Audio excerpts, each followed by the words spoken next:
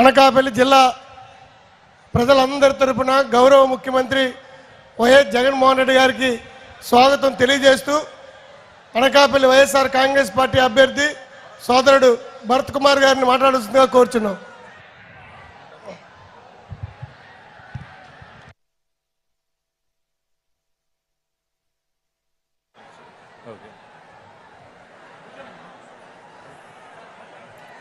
అందరికీ నమస్కారం.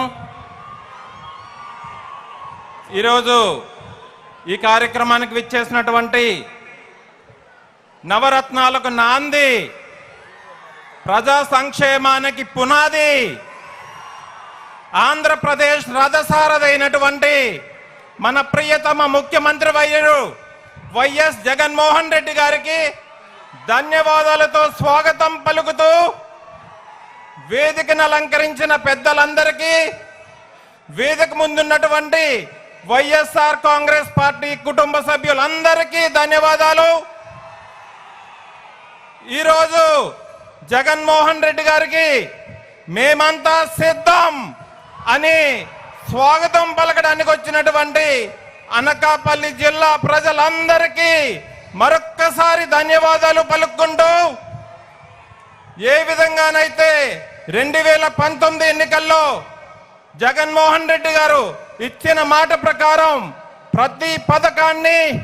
పార్టీలకు అతీతంగా, కులాలకు అతీతంగా ప్రతి పేద మధ్య తరగతి కుటుంబానికి పథకాలు అందించారో, అదేవిధంగా ఈ పథకాలన్నీ ప్రతి కుటుంబానికి అందే విధంగా వాలంటీర్లను ఏర్పాటు చేసి, సచివాలయాలను ఏర్పాటు చేసి పేద ప్రజలు ఇబ్బందులు పడకుండా ఉండాలని ప్రతి పథకాన్ని వాళ్ళ కుటుంబాలకి చేర్చినటువంటి జగన్మోహన్ రెడ్డి గారిని మరొక్కసారి 2024లో వన్స్ మోర్ జగనన్న అని కృతజ్ఞతగా మే 13వ తారీఖున జరిగే ఎన్నికల్లో ఫ్యాన్ గుర్తుకు ఓటేసి జగనన్న మీ అందరికీ మేము తోడు ఉన్నామని చెప్పడానికి వచ్చినటువంటి మీ అందరికీ కృతజ్ఞతలు తెలుపుకుంటూ, ఈరోజు మీ ముందు మాట్లాడే అవకాశం కల్పించిన జగనన్నకి, అదేవిధంగా ఈ సమావేశానికి ఇంత చక్కటి ఆదరణ కల్పించినటువంటి మీ అందరికీ ఒకటే కోరుకుంటున్నా, మే 13వ తారీఖున ఏ విధంగానైతే జగన్మోహన్ రెడ్డి గారిని నేరుగా ఎన్నికల్లో ఎదుర్కొనే దమ్ము లేక ప్రతిపక్ష పార్టీలు రాళ్లతో రప్పలతో దాడులు చేస్తున్నారో, మీ అందరూ ఓటుని ఆయుధంగా మార్చుకొని 13వ తారీఖున ఫ్యాన్ గుర్తుకి ఓటేసి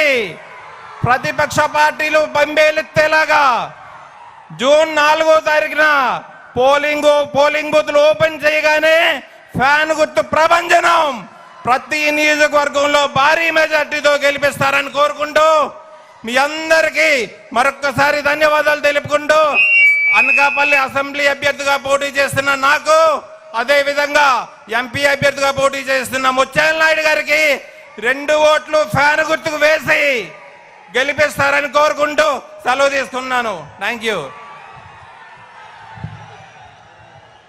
ఆంధ్ర రాష్ట్ర ప్రజల ఆరాధ్య దైవం,